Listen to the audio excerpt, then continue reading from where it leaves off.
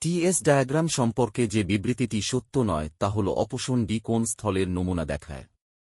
একটি T S diagram, তাপমাত্রা লবণাক্ততা চিত্র, হল সমুদ্রবিদ্যায় ব্যবহৃত একটি গ্রাফিক্যাল টুল যা বিভিন্ন গভীরতায় জলের তাপমাত্রা এবং লবণাক্ততার মধ্যে সম্পর্ক চিত্রিত করে।